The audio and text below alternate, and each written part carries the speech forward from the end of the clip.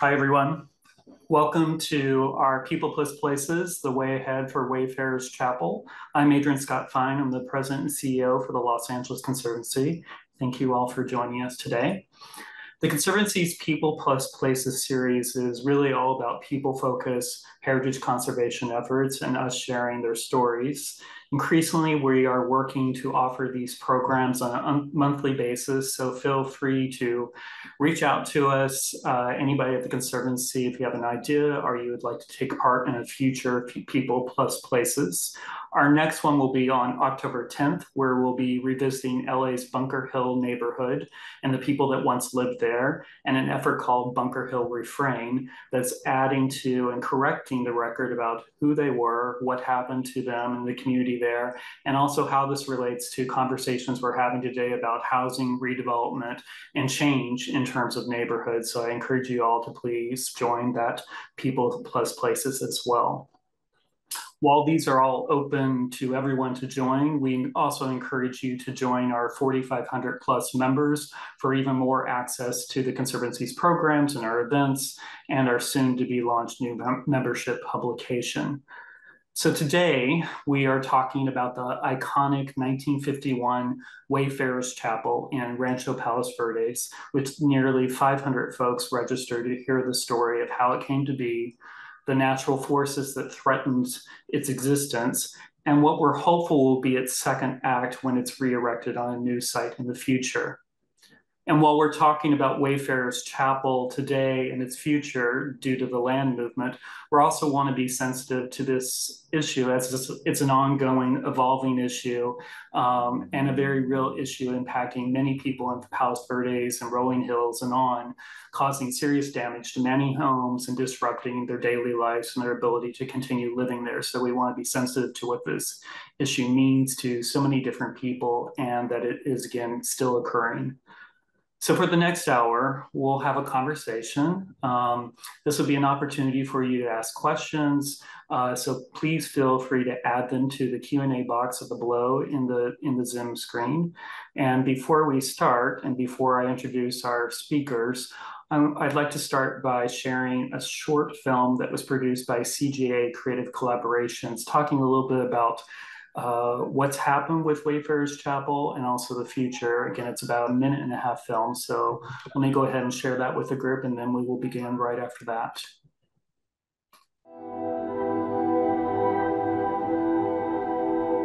Frank Lloyd Wright Jr. is the architect of Wayfarers Chapel, located in Rancho Palos Verdes, California. He called it a tree chapel, and the thought behind that was that the structure should disappear to allow for a spiritual union with nature. I'm Dan Burchett, and I'm the executive director of Wayfarers Chapel, which is owned by the Swedenborgian Church. We invite every wayfaring person to take a journey of spiritual awakening. I've been with Wayfarers Chapel for 24 years, and I've never seen such extensive damage. Ancient landslides are moving the ground 7 to 9 inches a week. Water mains have broken. Electrical and gas lines have ruptured. The movement was just too extreme. So with heavy hearts, we had to close. But like a phoenix from the ashes, we will rise.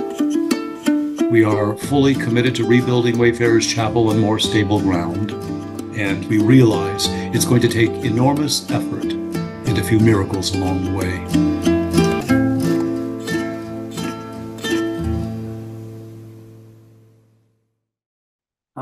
So with that in mind, I'd like to go ahead and introduce our group of folks that we've got here.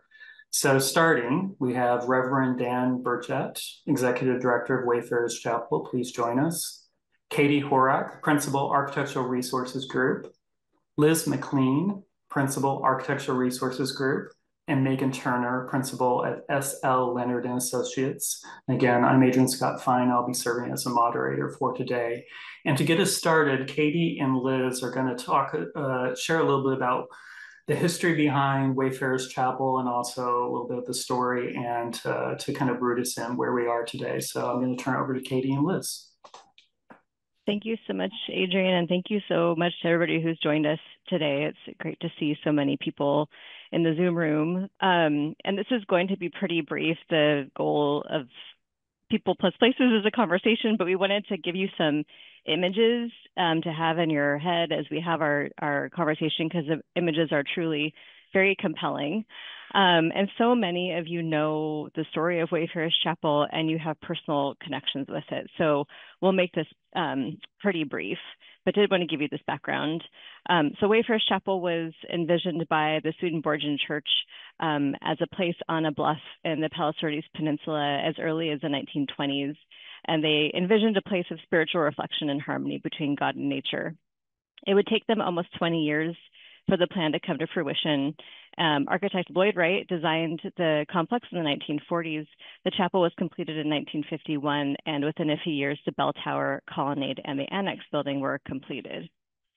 So Lloyd Wright was a landscape architect in addition to being an architect, and his design of the chapel presented complete harmony between the natural environment of the peninsula and the building itself. And many of you have experienced this at Wayfarers Chapel, the feeling of sitting in the chapel, the light coming through the faceted glass, then the hug of redwood trees around you, and the ocean breeze flowing through. Wayfarers is arguably Wright's masterpiece and the full culmination of his ideas as an architect and landscape architect, and it was listed in the National Register in 2005. It was listed as a National Historic Landmark in 2023, and for those of you who don't know, the NHL listing, looks like we have a video now. The NHL listing is reserved only for those properties that are of national importance and influence, and the process can take a number of years, and it goes through a very rigorous academic peer review and oversight by a federally appointed board. So there are only a few NHLs, a couple dozen NHLs in LA County. It really is reserved for those most significant places. So although the land site at this location has been active for decades, it was pretty slow moving until late 2023 when church leadership began to notice accelerated damage at the chapel. So cracked glass, buckling in pavement, and Dan will talk more about the difficult decisions that Wayfarers leadership had to face in those initial months. But it was clear that there would need to be immediate mobilization to remove the chapel from its location were it to be saved. And a lot of people have asked us if the recent NHL listing would inhibit chapel leadership's ability to move the chapel, and there isn't any federal oversight on projects affecting NHLs, but the National Park Service staff was consulted by us and by chapel leadership and provided really good support in the decision, given the choice was to either move the chapel or lose it. So thankfully, the original construction of the chapel was very, very well documented with photographs. Here's a really great one from 1950. And the way that the nature of the construction of the chapel, comprising fragile redwood, steel, and glass, anchored to the Palisades foundation and berm walls, it was impossible to just pick the building up and move it entirely. It needed to be disassembled much in the way it was assembled, which you can see in these great photos from its construction, one piece at a time. So ARG had done a historic structure report for the building in around 2015 and prepared the NHL application. So we had a very extensive archive on the building and deep knowledge of its construction.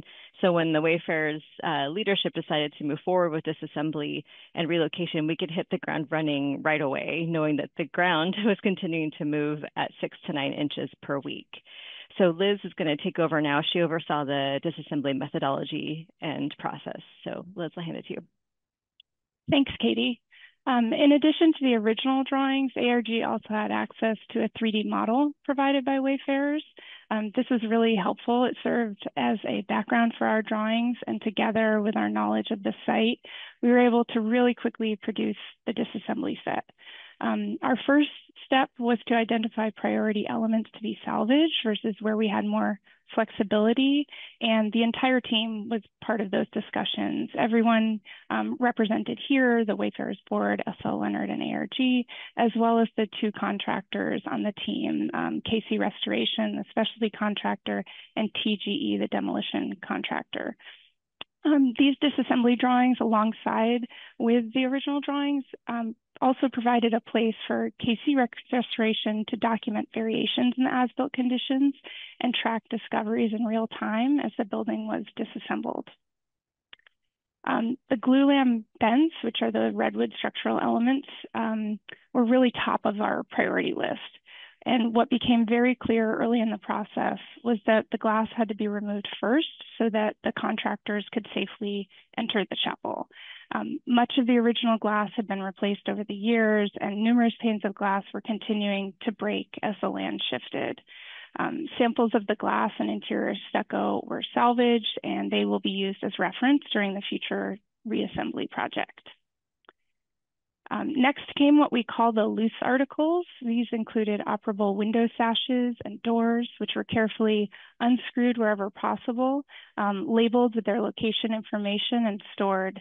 The blue celadon tiles, which you can see on the right, were removed, cleaned, and placed in crates according to our conservators' recommendations. After the roof tiles were removed from the buildings, the roof structure at the colonnade also was disassembled since it was in danger of collapsing. And on the right, you can see the contracting teams inside the chapel beginning to remove the wood finishes and detach the larger steel window frames that span the areas between the wood vents. Throughout the project, the steel frames were removed in as large pieces as possible. This included the Y-shaped mullions on the north and south, and the skylights at the roof, which are the diamond-shaped elements in the upper right. On the left, you can see the steel frame at the front end of the chapel carefully being hoisted out of its position. And on the right, you can see some of the surrounding steel elements laid out on the lawn, getting ready to be labeled. Once all the loose articles and steel frames were removed, the team was able to focus on our big priority, salvaging the 16 redwood glulam bents, which create the delicate framework of the chapel. Casey Restoration and ARG researched the original drawings to understand the mechanical connections that held the bents together, as well as the metal brackets at their bases.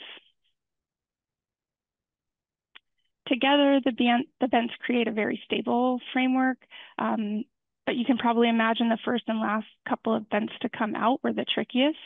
A lot of thought went into the order of removal, thinking about safety, stability, access, and urgency.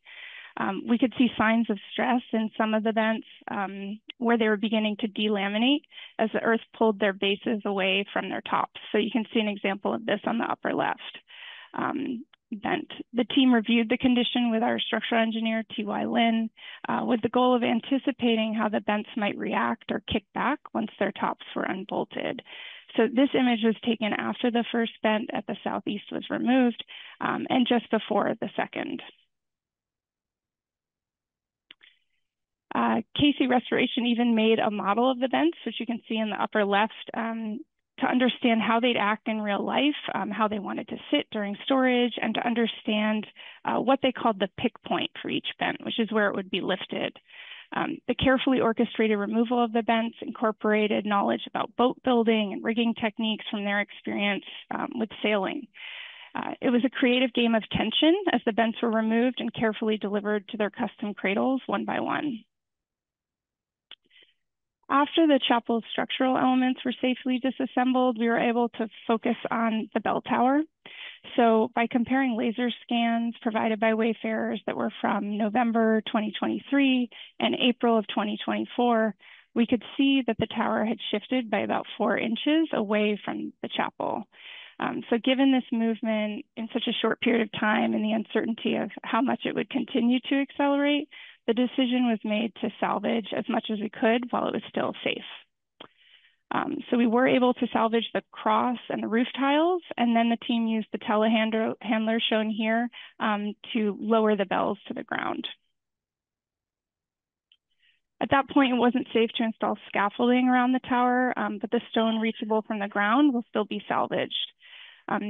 We studied the original stair drawings to understand how to efficiently remove the interior stair treads. They were lifted off the central pipe one by one, labeled and stored. And here's an image of the tower's interior after the stair was removed, but before the tower was deconstructed. There were countless moments during this project, I think for everyone, which were unforgettable. But looking up at this moment was definitely one of them for me. Here we are showing the stone berm walls, which remain on site which will be salvaged down the road. For the time being, they continue to contribute to the ground's stability, and they're safe to remain in the outdoor elements. But this is another one of those moments. I think I can speak for the entire project team when I say how relieved and emotional we were to see that final bent come down and laid safely on its cradle. Every day on site was inspirational and emotional and incredibly humbling. And we were just so proud to be part of the creative collaboration to get to this bittersweet moment. It wasn't one that anyone expected, but it was one that we're really excited offers the opportunity to rebuild.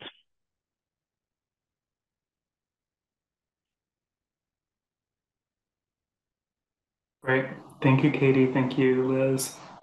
I think bittersweet is a good word to describe this. So I want to encourage, again, people to add to the Q&A. You're already adding some good questions, which we'll get to as we continue the conversation, but I want to bring in the full group. And if we can start with Dan, can you share a little bit kind of your long connection with Wayfarers Chapel and also some of the planning that was in place before the land movement issue about restoration and, you know, some of the thinking that you all were and the leadership were looking at for Wayfarers?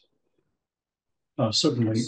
Thank you for this opportunity. And Katie and Liz, you did an excellent job as we opened this rather substantial subject that we are dealing with.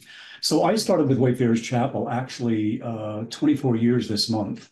So it was September of 2000 actually, and I served for many years as an officiant for ceremonies and would occasionally speak on a Sunday morning and do a variety of things. And then I came into the office as the financial administrator in January of 2018.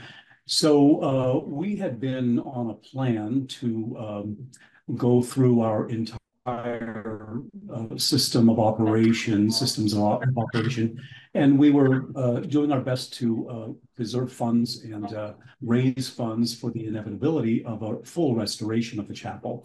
We've always dealt with some degree of land movement, and but it was really fairly insignificant until it wasn't. And then in 2023, of course, things began moving as a result of a variety of things, including a couple of winters that we had a lot of rain. And so as we hired geologists and looked as a board of directors into what our options were, none of us really felt as though it would lead to what it has led to. We had a full expectation that in November of 2025, we would begin the full restoration on our property to restore the chapel. We had hired Megan Turner through Leonard and Associates to oversee that job and to coordinate the many subs that would be involved in it. And we began realizing soon as things began to shift, and our geologist was saying there's more going on to this land movement than we previously understood. As we began to really embrace the situation, the rapidly changing situation, we shifted to preservation mode and realized that it appeared as though we were going to have to consider other areas on the Rancho Palos Verdes Peninsula to rebuild. That became fairly clear in a matter of time. Share a little bit more, and feel free anyone else to add to it, but more of kind of the timeline and the pace of destruction that you were seeing. Like, how quickly was this accelerating that then forced you into, you know, the mode that you had to go into in terms of the adaptation and then figuring out what to do here? Certainly. So our board of directors and myself, we were all watching more and more closely as the movement accelerated. And at the beginning, it was just periodic cracks that would be a little larger and didn't really disrupt anything. It didn't create a lot of panic or fear in our conversations and all. I recall October of 2023, the meeting where the chairman of our board basically made the statement that we needed to consider that we may lose the chapel as a result of what became more substantial movement to where cracks were widening, and we were seeing areas of movement that we had previously not seen. We had already taken down one structure. I believe that was in the late 80s, maybe the 90s. That was the old visitor center, and it was on the portion of the property that is closest to the Portuguese Bend landslide. But what we discovered is there was another landslide that was basically a square mile, and it encompassed our new visitor center, which had become our administration office, and that was on the opposite corner of the property, and we had not really seen anything happen there. So the movement, we realized at that point, began coming from a different source. And as we began to see that unfold, and we shifted in our focus from restoration to deconstruction with the help of Megan as our project manager, we all began looking closely. We hired geologists. We talked to city geologists. We gathered as much information as we could, and what we even had surveys done that Katie referenced in the beginning that showed the property was moving far more rapidly than we had anticipated or that we had seen previously. So as that began to happen, and it's now about a foot a month, they're saying, and they have discovered a more substantial landslide, even 300 feet below the surface, which is new, I understand, to everybody as far as our knowledge of this. So it became clear that we were going to have to move rapidly. And Megan, I don't know if you want to chime in on this from your perspective.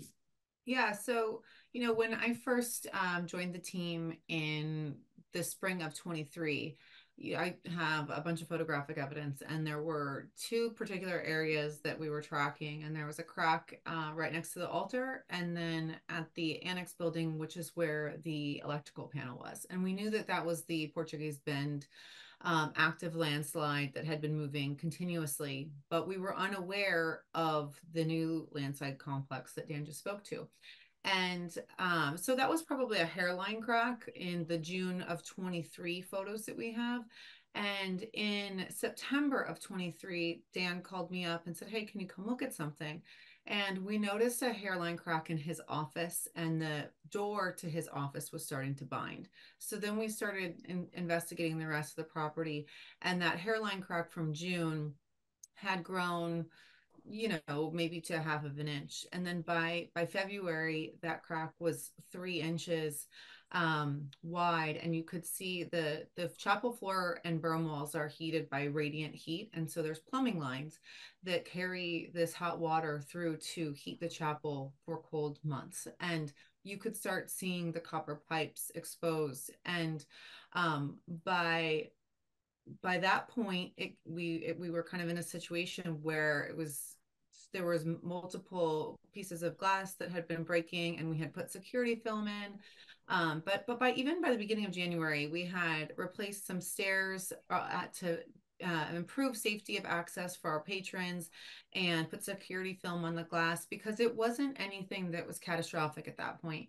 But by February, the increase had been pretty substantial, and it got to a point where we were trying to figure out what was this reaction going to be, and was nature going to take its course, or could we come up with an alternate solution? And we had talked about piles and caissons that we could put in the hillside, like major structural elements to reinforce the foundation.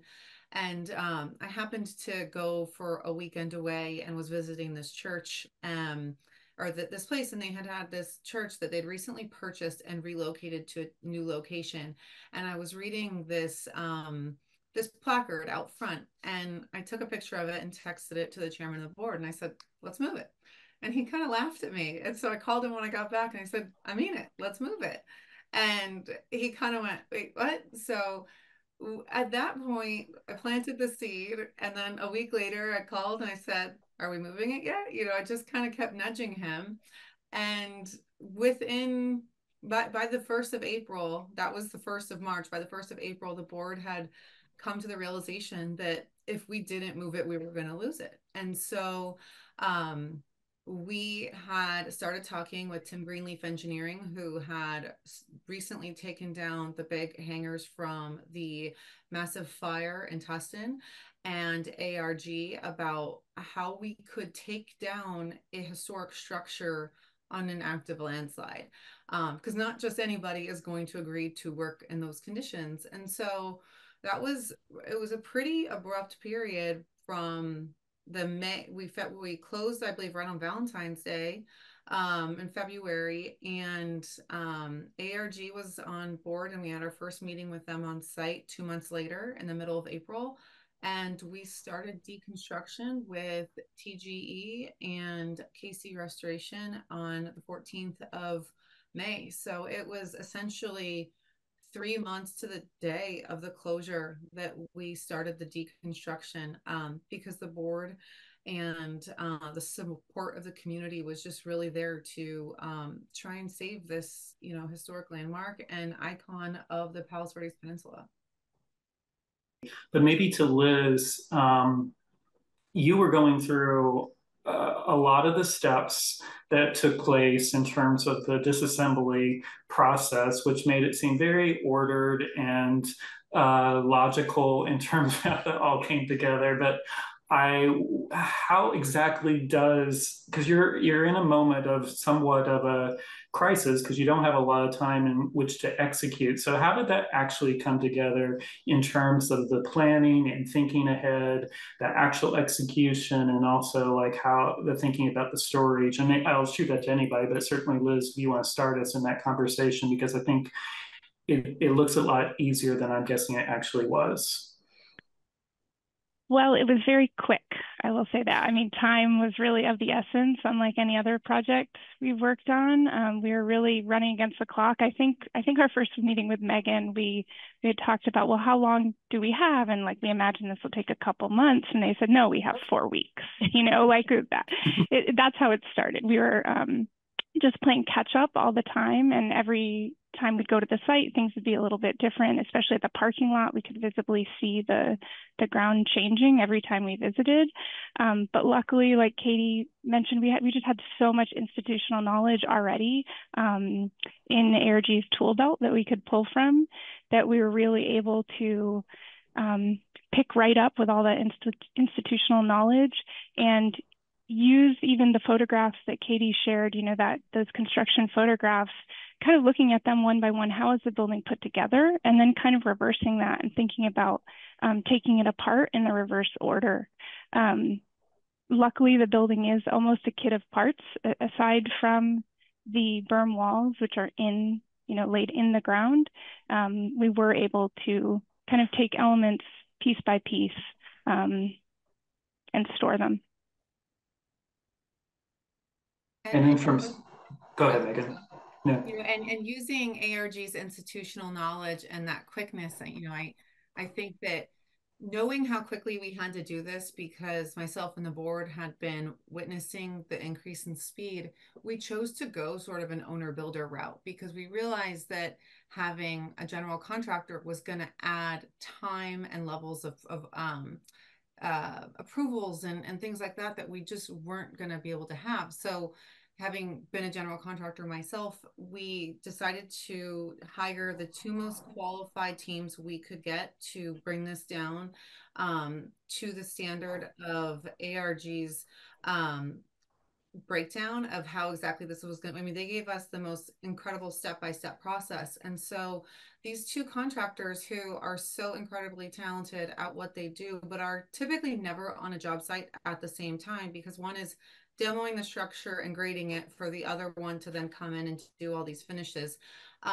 we're forced to, to work together on this. And we were just so incredibly lucky to have this team that was willing and able to do it. And, I think they pushed for 4 months, and I said, no, 4 weeks, just like Liz said. And ultimately, from first day of deconstruction to the last vent coming down, it was less than 2 months.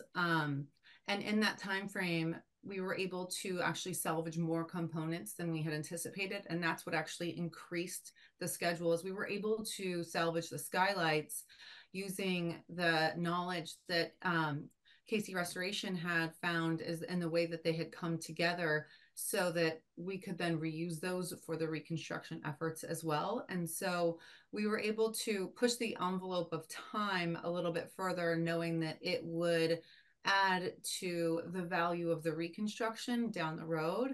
But every day was a moving target, and it was just such a joy to work with such a talented group of team that was able to react and pivot so quickly, and have, Liz, being the most organized and forward-thinking person on earth, pivot her drawings and okay, well, let's go this way, and so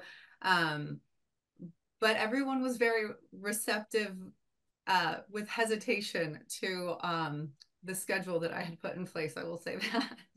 Well, and it was really all hands on deck. I cannot take credit for it was everyone's all of the firms represented here really played an amazing part. It's more, just a really, really collaborative team. I think when I asked one of KC Restoration's team members, one of the kind of master carpenters there, I asked her how it compared to other projects in terms of complexity and just, technical,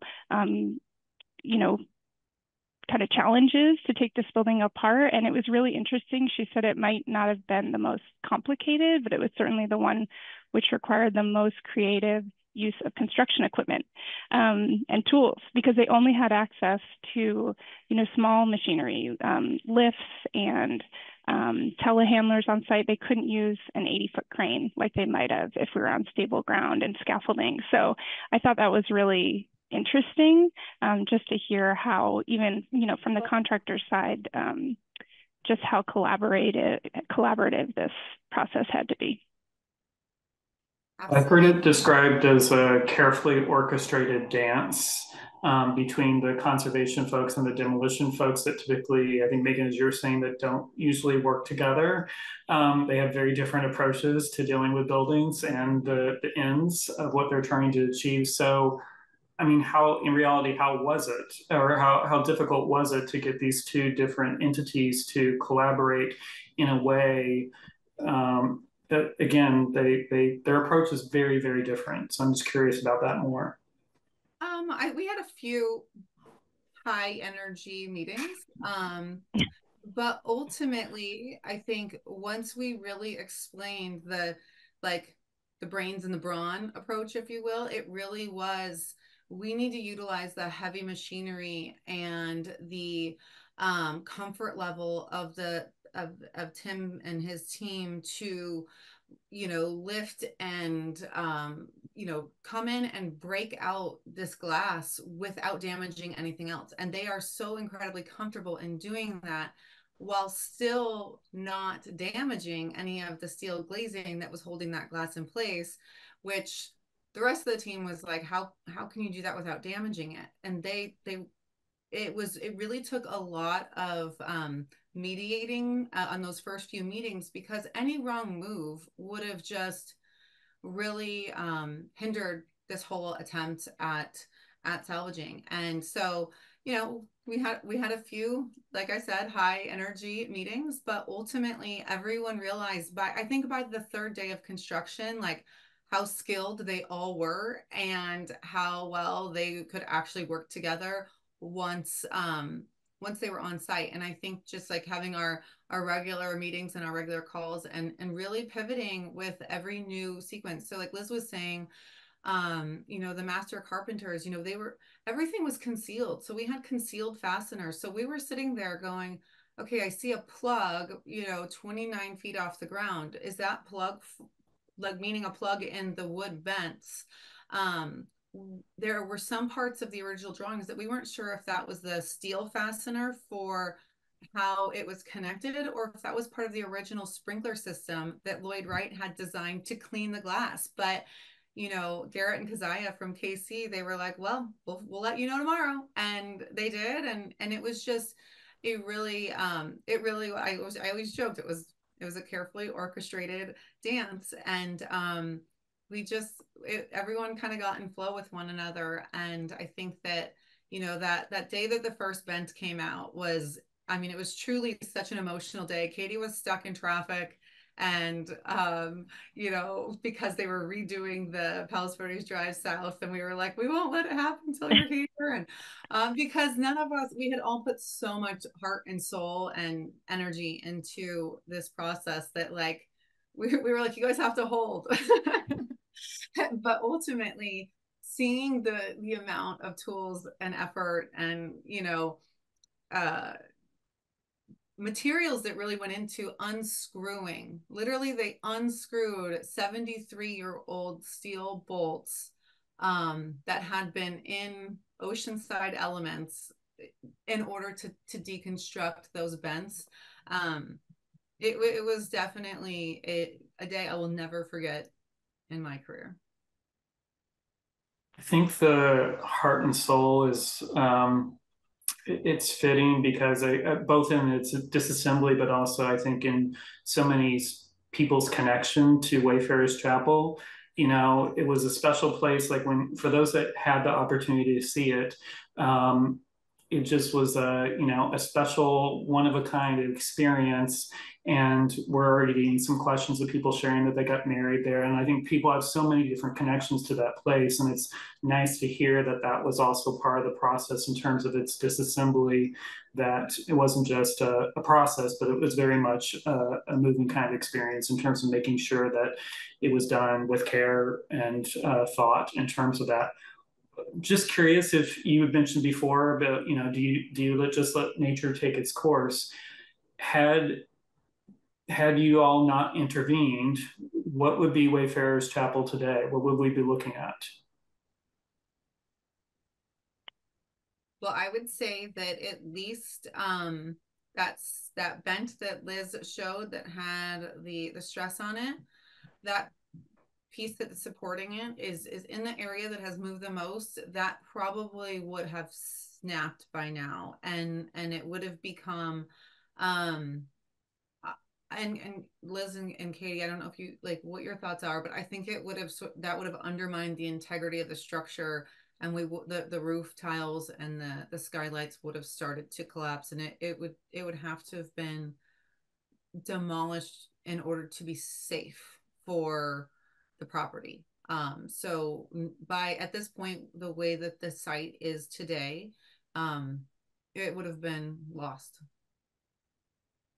Yeah, just to add on to that, you know, every time a bent was removed, you could see the tension in the other bents sort of springing back. And when the last two bents were removed, the remaining bent sprang like a foot, I think, and you could actually see air, like skylight, between the glulam layers. It was already sort of stretching apart. So I really do think that it was just in time that we got those elements down before they were irreparably damaged. I want to ask Dan a little bit kind of what's next, because I know everyone's very curious about the future, but I do want to just raise that in terms of preservation, we're increasingly talking about climate change, whether it's rising sea levels or wildfires, or in this case, land movement. And I think this idea of adaptation and relocation or raising buildings is increasingly going to have to be part of our vocabulary and approaches to ensure some of these places survive. And it's certainly unorthodox, and it's always the last resort, but I do think that is part of what we're increasingly going to have to look at. And so I'm thankful that this was disassembled with care. And now it's the question, and sorry, put you on the hot seat, but Dan, it's really about what's next. Everyone wants to know, like, what you're able to share in terms of the future, both in terms of, you know, what do you need to raise to make this possible, but also, you know, looking at new locations and how, you know, how soon, and, you know, what the future looks like for Wayfarers Chapel. Certainly, the deconstruction process has basically taken up all the oxygen in the room in the last several weeks. So, but all along, we've been looking at the long game. We've been concerned about what our future is. We don't want to leave the Rancho Palos Verdes Peninsula. This is our home, and increasingly with the land movement affecting larger and larger areas, we are concerned about making sure that when we rebuild this, that it's on solid ground and there's not going to be an issue a few years down the road with a similar situation due to landslides. So now that we are almost finished with, we've completed the deconstruction and we're moving things into storage. That's an ongoing process, but we should be completed within a few weeks. The idea of finding property, we've been conversing about this for many weeks and a few months, actually, maybe longer. And the city of Rancho Palos Verdes is working with us, and this is going to be quite a process. It's going to take considerable time. There are a few areas that we are considering. They've not really specifically been offered to us, but we're having conversations as the board of directors with regarding potential sites on the RPV Peninsula. We've estimated a $20 million cost because rebuilding the chapel versus restoring what was there is going to encompass a lot of other additional things, I should say, that are just going to be very expensive. And within inflation and things that we've been dealing with in our economy post-COVID, everything is just, it's hard to get a bid on anything without having to reconsider in 30, 60, 90 days down the road because of costs that are continuing to increase. So we are committed, 100% committed to doing what needs to be done. We're going to be looking at hiring a fundraiser at the appointed time. We feel, and again, this is all still just a conversation, but we feel that we need to have a location secured before we start raising funds, because we're in a bit of a precarious situation now. The land that we've had since the late or the early 40s, basically, or actually 30s, I think it was, that seems to be an unreliable option. We don't think that we should ever risk building, and that's if and when somebody finally does something, if anybody has an ability to do anything to deal successfully with the land movement. So moving away from our property is one of the big challenges. And of course, we had 2 parcels and a 3.5 acre parcel that our buildings were on, and parking, et cetera. And so finding that much space and looking at cost for that's not even considered in the $20 million rebuild that we've estimated at this point. The time delay in getting this started is just going to increase the amount as well. So what it will end up costing is really not completely known at this point. 20 million is a guesstimate at this point. We are hoping that we can find a property and manage some type of a deal where that doesn't add significantly to the cost, which I think it's going to be a miracle if we can do that. But again, we're not giving up on this process. I had a mentor friend of mine who's been a part of my life all my life, made the statement once: the impossible just takes me a little longer. And it's not because he was so smart. It's not because he had special abilities. It's because he never gave up. And I can tell you that the determination of our board of directors and the people who are a part of this, this has been a part of our lives. And of course, 24 years of my career, it's been a part of mine. I guess I will mention that there was 1 year in that 24 that I was out of the area on a contract job, but I came back and have been working with Wayfarers since 2000. So we are committed, and we are going to do what it takes, and we are adjusting as we need to. Finding a property is paramount. It's something that we're working on, but it is a slow process. We've had conversations, and that leads us to another conversation, which leads to another entity that we need to find out if there's a potential site that we could consider. Now that the governor has finally called for a state of emergency in our area. We're thinking that that could open up some opportunities as well. And it's going to require the efforts of anybody and everybody who decide to be a part of this project, including fundraising and getting through the process, the arduous process of property location, and then the reconstruction. It's just going to be a long time, and I'm afraid there aren't a whole lot of answers that I have, and nothing concrete at this point. But we're committed. We're going to do it. And I don't know how long it's going to take, but we are committed. Dan, are there things people from the public, people that love Wayfarers, that can be helpful or help support the effort? Or is there anything that people can do, or is there a place that they should go to? Well, on our website, we do have a place for donations. You can still donate to Wayfarers Chapel directly. We have Wayfarers Chapel Fund for the Future, that the option for donating goes to this specific organization that's under the umbrella of Wayfarers Chapel and the denomination that owns us. But you can make donations to Wayfarers Chapel. We are conserving funds as much as we possibly can. We're getting our budget in order for 2025 to be just a bare minimum as we focus on public relations in the area and fundraising in the area and securing a property as well to create some energy and hopefully points of success in fundraising. So if people can provide funds, it doesn't have to be $1 million.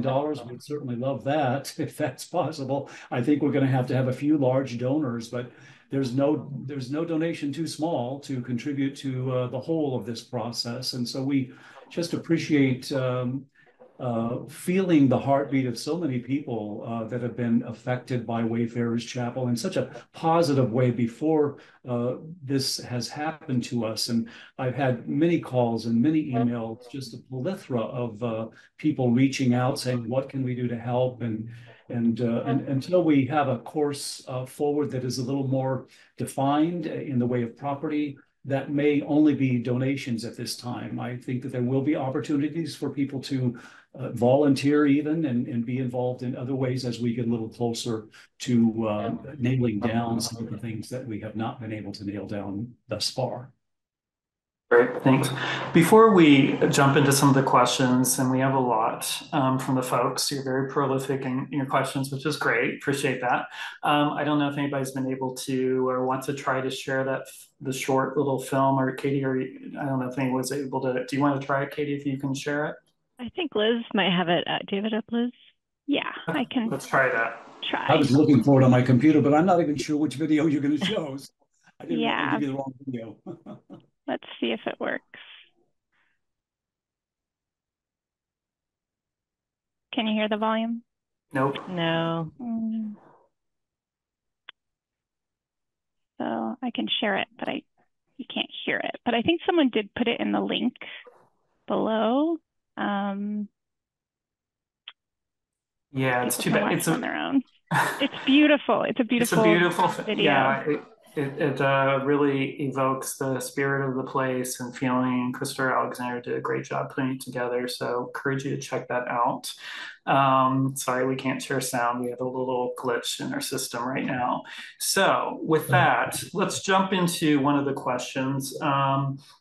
And people are asking, and Katie and Liz, you touched on a little bit about, NHL status or National Historic Landmark status doesn't mean you can't move a building. Same goes for National Register or anything. Lots of historic buildings have been moved. People are asking questions about, okay, Wayfarers will be moved, erected somewhere else. So what do you look for in terms of a site that evokes a similar kind of feel? People are asking about, what about how much will be moved? Is all the Palos Verde stone going? And then the issue about, part of the specialness of Wayfarers Chapel has been how it was kind of surrounded by the trees, that aspect too. So can you talk a little bit more about what would be ideal circumstances about a relocated Wayfarers Chapel? Sure, I can start this one. So as you mentioned, Adrian, historic buildings are moved all the time. It's often a last resort. There is National Park Service guidance on how to move historic buildings. And there's a lot of emphasis on recreating the environment in the new location. So the receiver site should have very similar qualities to the original site. So obviously finding a location on the peninsula with the same climate, the same quality of experience would be really important. But also because Lloyd Wright designed the chapel to be so harmonious with its environment, and he very carefully designed the landscape as well, planting plan, hardscape, a recreation of those original elements will be really important. And sort of the axis, the spatial relationships and the axis of the building, so you're getting the same quality of light, the same breezes that come through. That will really help to recreate not just the building itself, but the experience of being there, which is so incredibly special. So, we designed the deconstruction methodology in a way that the building could be reconstructed and still be an NHL. And we did speak with National Park Service staff about this. So the pieces are all there. I think it's just that the design of the complex on the new location can certainly be done in such a way that it will still convey its historic character in sort of all those myriad ways. Okay, thank you. You're welcome. People are asking, start to finish, how long did it take, and how much of the chapel and the site will be moved?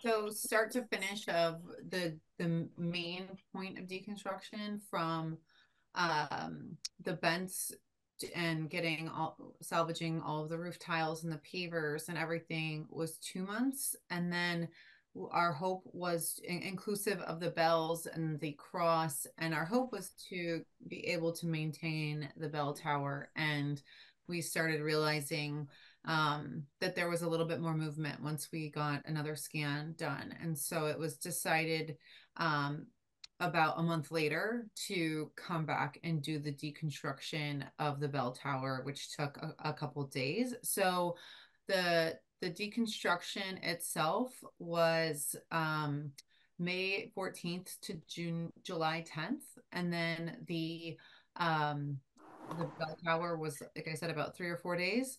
And then moving all of the components to the storage site is about 3 to 4 days. And so that's being completed right now. So it was essentially from this week, it's been exactly 4 months since we started deconstruction, and it's completed at this time. And the contributing buildings to the NHL listing are the chapel, the colonnade, the bell tower. The original annex at the end of the colonnade was demolished because of the land movement a number of decades ago. So all of those features are the features that would need to be reconstructed to maintain all of the character defining features from the NHL application.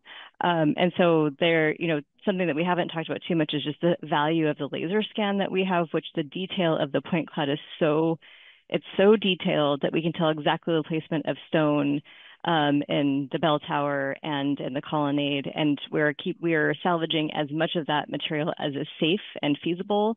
And that material that that it's too damaged, will be able to be recreated based on the original scan. So I just can't say enough how important it is to get a 3D scan of your building if it is in a sensitive area. It has been just so invaluable for our process and will be really important in the reconstruction process. And Charlie Kobayashi and his team at Illa Construction did those scans for us during the pre-construction period when we were planning to do the restoration. And it just proved to be so invaluable, like Katie said, and they continued on with us and partners to help continue to provide those scans so that ARG and TY Lin could guide us as to the movement and these tough decisions that we had to make. Had there not been laser scans or this level of documentation, could you have achieved what you did in the short window that you needed to do? Or would you have been a lot more guessing in terms of, you know, the approach and methods, and also, I guess, even just the being able to track the movement of what was happening to the building? I don't think it would have helped us. I don't think it would have hindered us from moving at the pace we moved if we didn't have it. But what it did do was just offer more information on the movement that had already occurred. You know, I know there's also a laser scan from even earlier than November of 2023. And what will be helpful about that laser scan is when it's rebuilt to look at the chapel interior and the bell tower before those cracks had increased in width. So, you know, just echoing what Katie said, having a laser scan at a moment in time where the building is in good shape, if it is at risk, is really highly valuable. And then also you can continue to laser scan a building to see the movement.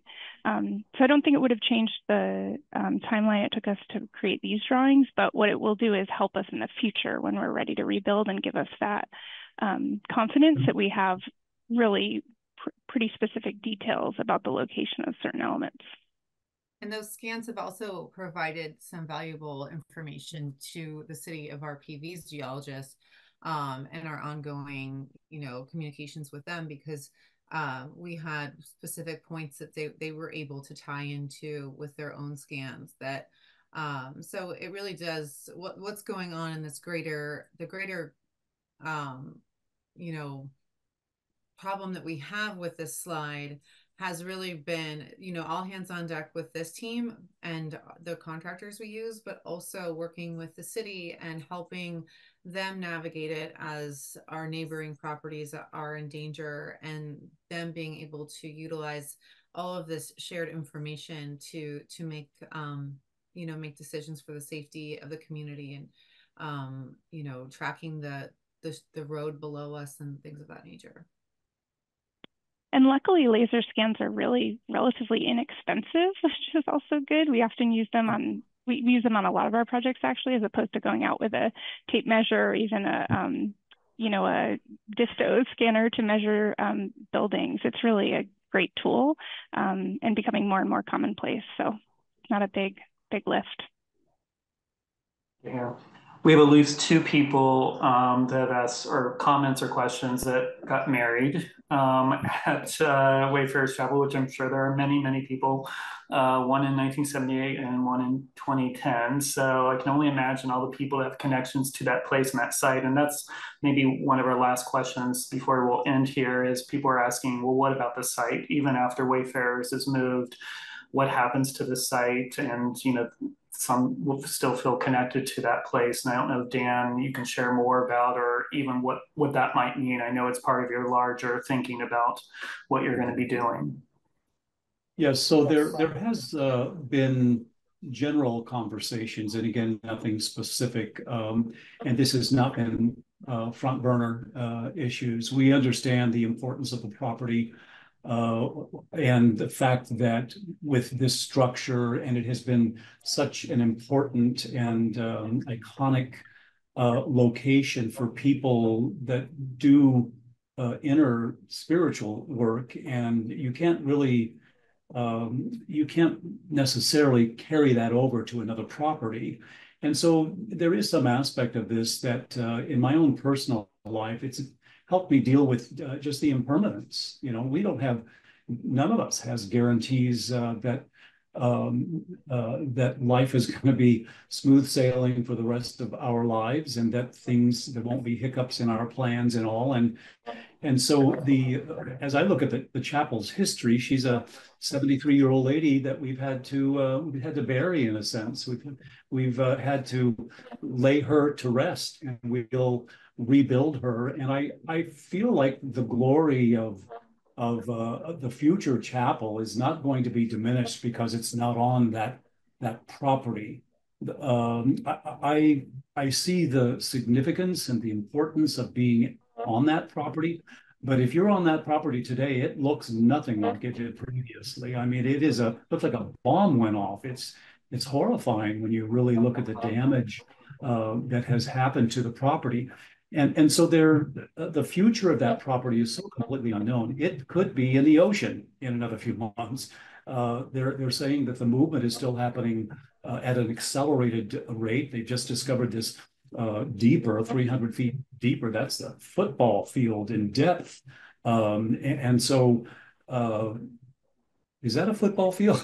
Maybe I shouldn't use analogies. I'm pretty sure it is. I think You're feet, good. yards. You're good. Okay. So anyway, I love football and I watch it all the time. But the 300 anyway.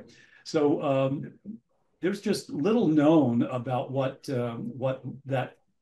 that property might become. If there's any way to preserve it, to have some type of meaningful existence in the future, then we will factor in people's sense of the value of that property, even though that has changed drastically at this point. We understand where people are coming from with that.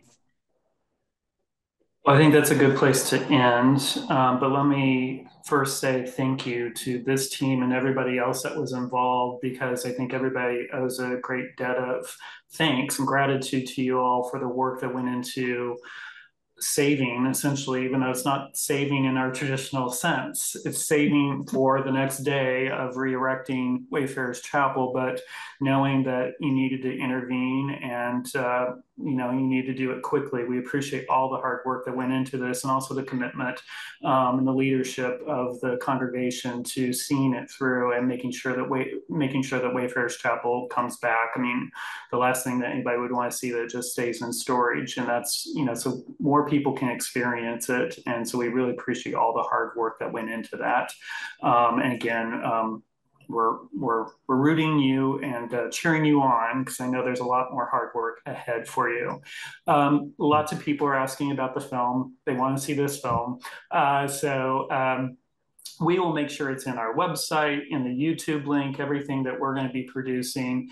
You can also go to CJA Creative Collaborations, which is ChristopherAlexander.com, and there's a link to the film there. But we'll make sure that you have various ways to find that link to that film. It is really beautiful to see and kind of experience that. And this program will be available on our YouTube channel so shortly after this as well. So feel free to share it with others that may have missed today or that want to know about the story with Wayfarers Chapel. I know California Preservation Foundation is going to be doing an upcoming program also with some of these folks. So there's more opportunity to kind of learn the story, ask more questions, get more in the nitty gritty of the technical side of how this all came to be as well. And again, thank you to everybody here today being part of this. We really appreciate this, and I encourage you all to join our next People Plus Places again on October 10th, when we're going to be talking about Bunker Hill, another place that's changed. If I can say anything that illustrates very well what Wayfarers Chapel is about, but almost all of our work, it's about managing change. Nothing stays static, and it's about how we do it in a thoughtful, balanced way. And so that's what these programs are all about. So, and again, the people that make them happen. So thanks again for joining us, and thanks again to our panel. Thank you so much. Thank Bye. you. Bye. Thank you.